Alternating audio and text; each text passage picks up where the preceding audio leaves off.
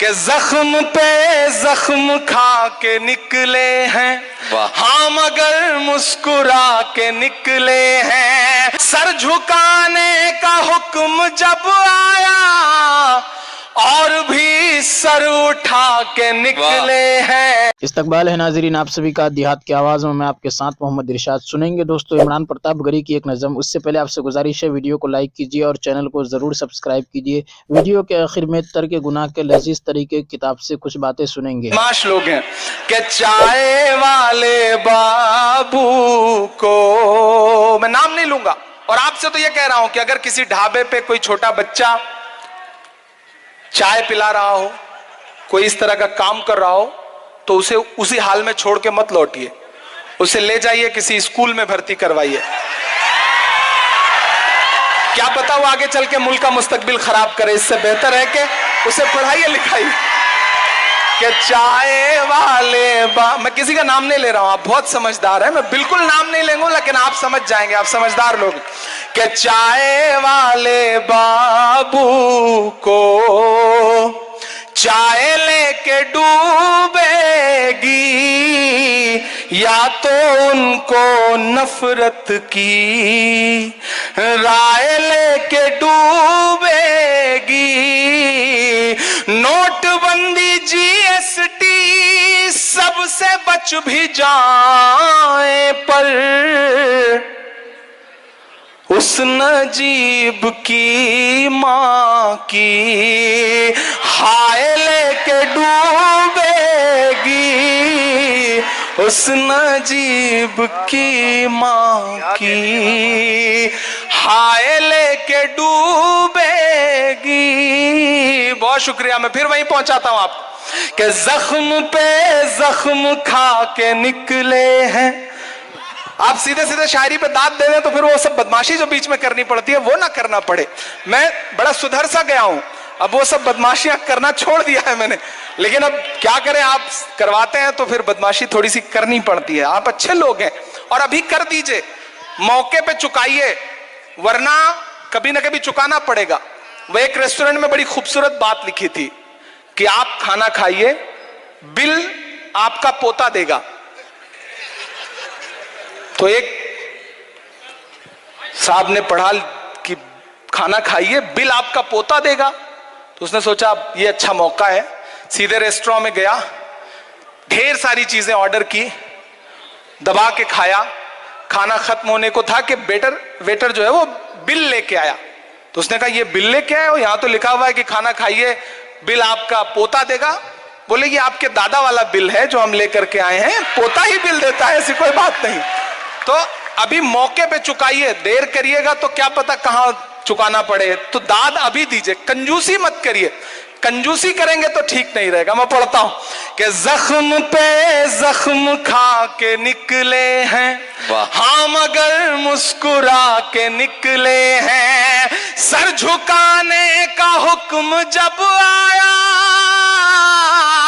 سر جھکانے کا حکم جب آیا اور بھی سر اٹھا کے نکلے ہیں، نعرہ حق لگا کے نکلے ہیں، کہ ظلم کی رات سے نہیں ڈرتے، سخت حالات سے نہیں ڈرتے، تم کو تاریخ یہ بتا دے گی،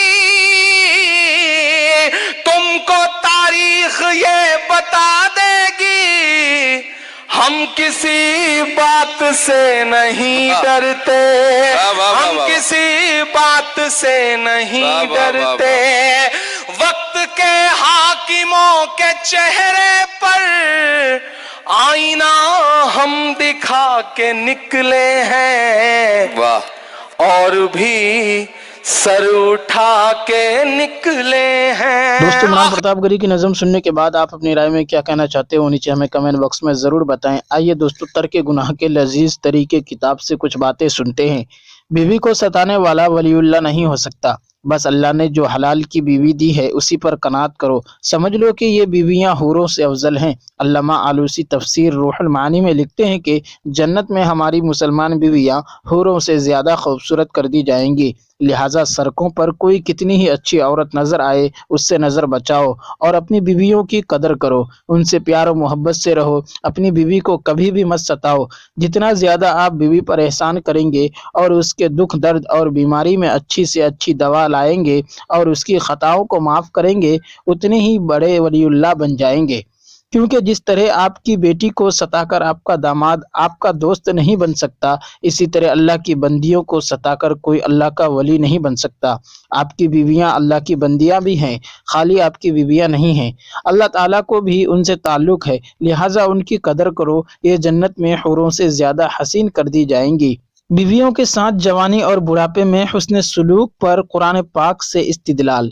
دنیا مسافر خانہ ہے، ہم دنیا کے پلیٹ فارم پر ہیں، اسٹیشن پر ہیں۔ آپ بتائیے کیا پلیٹ فارم پر اچھی چائے ملتی ہے؟ جیسی تیسی ملتی ہے، آدمی پی لیتا ہے کہ چلو میاں پی لو، نزلہ زکام سے بچ جائیں گے، چاہے گرم پانی ہی صحیح۔ لہٰذا سمجھ لو کہ دنیا مسافر خانہ ہے، اللہ نے جو بیوی ہمیں دے دی اسی کو اپنے لیے خیر سمجھو۔ ان کو اللہ سے نسبت ہے کہ اللہ پر ایمان لائی ہیں، مومنہ مسلمہ ہیں، اللہ ہمارے خواجہ تاج ہیں، ہم ان کے بندے ہیں، ہماری بیوی بھی ان کی بندی ہیں، بندگی کی نسبت اس کو بھی حاصل ہے۔ اللہ تعالیٰ نے قرآن پاک میں فرمایا وَجَعَلَ بَيْنَكُمْ مَوَدَّةً وَرَحْمَةً، جوانی میں بیوی کی خطاؤں کو معاف کرو اور بڑھاپے میں اس پر رحم کرو۔